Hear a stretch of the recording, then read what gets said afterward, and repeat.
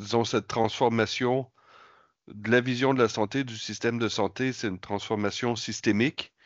Et donc, qui nécessite aussi, ça ne peut pas être porté que par un acteur ou par un morceau ou par un bout du système, mais bien que tous ceux qui y participent, en fait, développent leur propre approche, leur propre compréhension du rôle qui peuvent jouer les établissements de santé au sens large, les établissements médico-sociaux, les professionnels de ville, mais beaucoup plus large, là, tous ceux qui contribuent à la santé.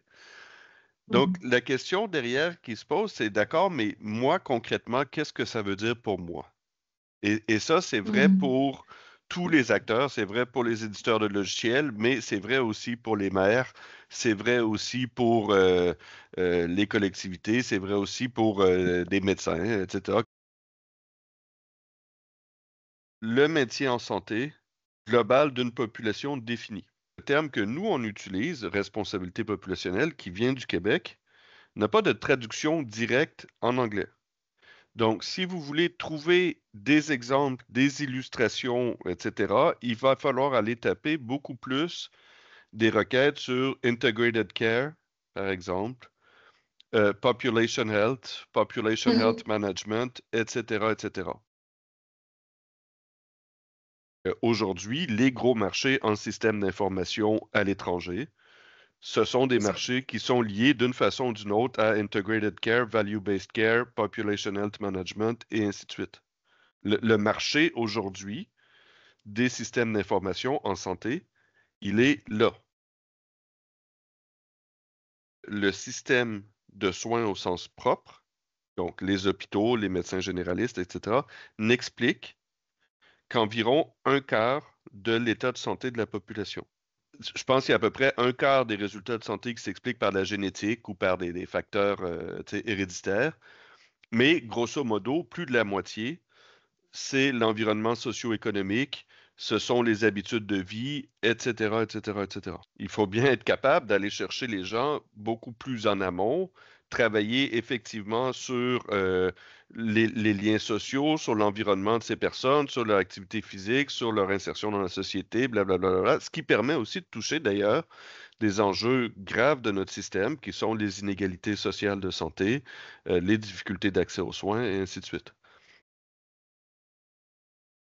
Discussion avec Geisinger, qui est d'ailleurs qui est un système en Pennsylvanie et qui vient de fusionner avec Kaiser. Et ils ont fait des partenariats avec des banques alimentaires pour que on puisse avoir des cours de cuisine, de l'alimentation de qualité, etc., etc., etc. Et derrière, ils ont suivi en disant, mais le résultat de cette action-là sur le contrôle du taux de glycémie de ces patients diabétiques qu'on suit. Et surprise, eh ben, effectivement, le taux de glycémie s'est amélioré, les hospitalisations ont diminué et ainsi de suite. Et même, donc, et derrière, ils ont fait des partenariats avec des fermes en Pennsylvanie pour alimenter ces banques alimentaires, pour avoir après des cours de cuisine dans les banques alimentaires pour que les gens réapprennent.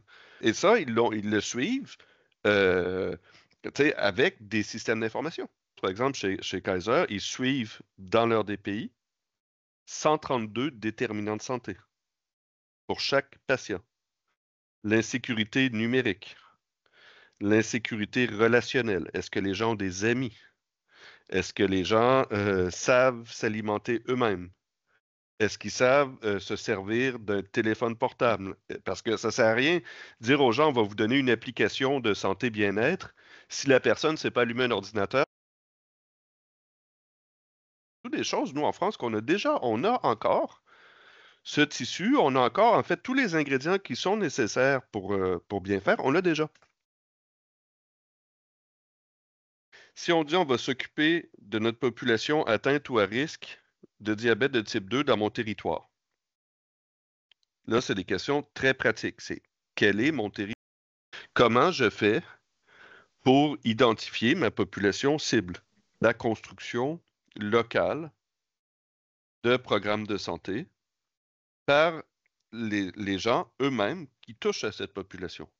Donc, il y a des choses très médicales, hein. C'est concrètement quels médicaments pour quel niveau de maladie ou quel examen pour quel niveau de maladie, etc. Mais il y a aussi tout le reste. Où est-ce qu'on va chercher des conseils en nutrition? Où est-ce qu'on va l'activité physique? Est-ce qui fait ça? Est-ce qu'on a un réseau sport-santé? Est-ce qu'on a une maison sport-santé? Donc, c'est toutes ces questions-là, en fait, qu'on se pose. Quel niveau d'activité physique? Quelles questions à poser pour aller chercher les déterminants sociaux? On va chercher à la fois à standardiser certaines choses, mais aussi à développer des actions très, très, très locales. Donc, chaque territoire a vraiment ses propres parcours à lui, avec ses propres intervenants, ses propres ressources, mais toujours calés sur des standards, ce que permet la force, si on veut, du collectif, sans, sans financement de l'État, ou à peu près pas, sans système d'information, etc. Donc, uniquement du travail de terrain. On a mené plus de 1000 actions d'aller vers et de prévention primaire dans les 5 territoires pilotes en moins de 2 ans. On a sensibilisé plus de 20 000 personnes à risque de diabète de type 2 ou d'insuffisance cardiaque. Et sensibiliser, c'est des gens qui ont vu physiquement, c'est pas simplement recevoir un message de l'assurance maladie, c'est des gens qui ont eu une vraie discussion physique avec des vrais professionnels de santé sur leur milieu de vie ou leur milieu de travail avec des solutions derrière. Comment dire, la logistique de ça devient en soi un point bloquant. Et là, on Et voit le rôle euh, tu- justement du numérique, des systèmes d'info, etc. On a amputé en France l'année dernière, en 2023, plus de 13 000 personnes atteintes de diabète. OK? C'est honteux. Il y a des hôpitaux qui amputent des personnes atteintes de diabète tous les jours ouvrables.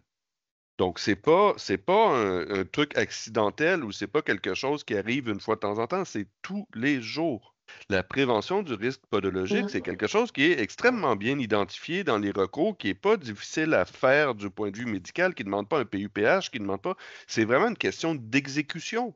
Prévenir une catastrophe, ce qui veut dire aussi, dans un monde idéal, un système de traçabilité. C'est-à-dire que si le médecin généraliste, il sent qu'il dit, ouf, ce monsieur-là, là, vraiment, là, je le sens pas, là, ça va pas du tout.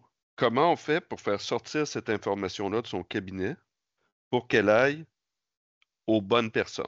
Mais cette information-là, aujourd'hui, si un autre professionnel ne sait pas que le patient a du diabète ou ne sait pas qu'il est dans la strate 2, etc., eh ben, il n'y aura pas d'action qui va être déclenchée derrière. Encore une fois, là, l'expérience internationale est riche. Vous allez en Catalogne ou au Danemark où quand les médecins ouvrent leur logiciel, ça leur dit ça. Votre patient, il est dans le programme Vieillir en santé, dans le programme diabète aussi. Voici où il en est. Attention, il y a eu des modifications dans les guidelines. Maintenant, c'est tel médicament plutôt que tel autre. Et ça permet de suivre. Question vraiment de stratégie. Et là, Numéum a un rôle à jouer, c'est-à-dire à un moment donné, comment on s'assure que l'État prend les bonnes décisions, oriente les acteurs de la filière industrielle dans la bonne ligne, avec derrière la possibilité de créer un marché pérenne.